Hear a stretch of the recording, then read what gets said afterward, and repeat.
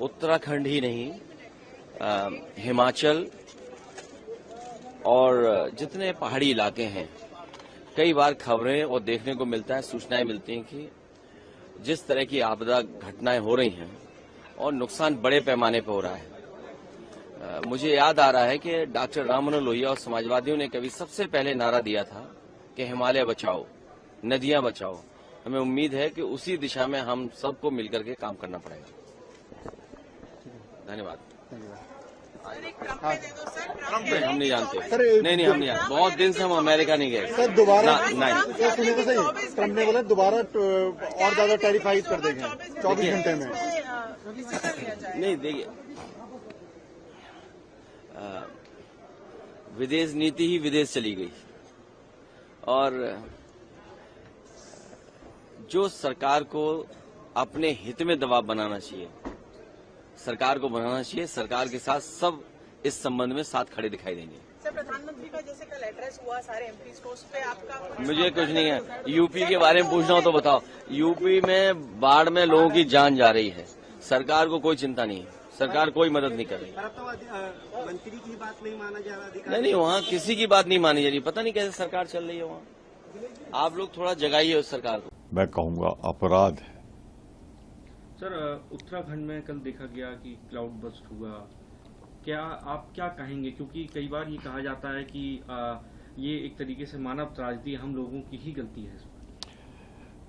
दूध गंगा से जो तबाही मची है उत्तरकाशी के भराली में, भयावह दृश्य। पानी वेग से आ रहा है, नीचे बस्तियों से टकरा रहा है और टकराने के बाद वहां कुछ नहीं बचता।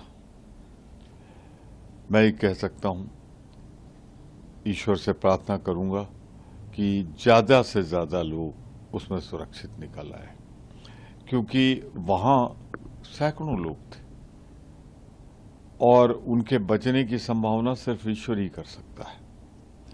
भवन गिर गए हैं, बिल्डिंग गिर गई हैं, कोलैप्स हो गई है, वहां मलबा आ गया है, मलबा के नीचे लोग दबे हुए हैं। जब तक उसे हटाया नहीं जाएगा नहीं होगा।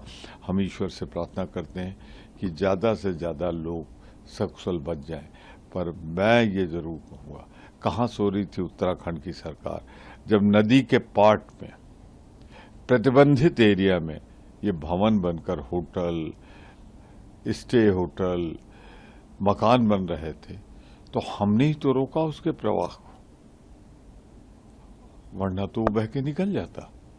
तो मैं उत्तराखंड सरकार को दोषी मानता हूं, पर एक बात कहूंगा, ये समय दोष देने का नहीं है। पूरे संसाधन लगाकर हम मिलकर ज्यादा से ज्यादा लोगों की जान बचाने की कोशिश करें। उत्तराखंड में यूसीसी जी मैं देख रही थी टीवी पे, बहुत ही दुखद। और मेरे ख्याल से हमको बार बार हो रहा है, हर साल हिमाचल में, उत्तराखंड में, वायनाड में भी हुआ।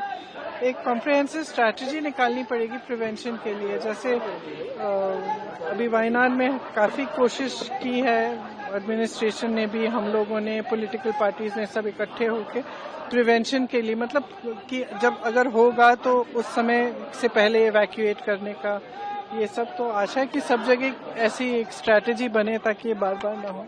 मैम, ट्रम्प ने अगेन बोला है कि वो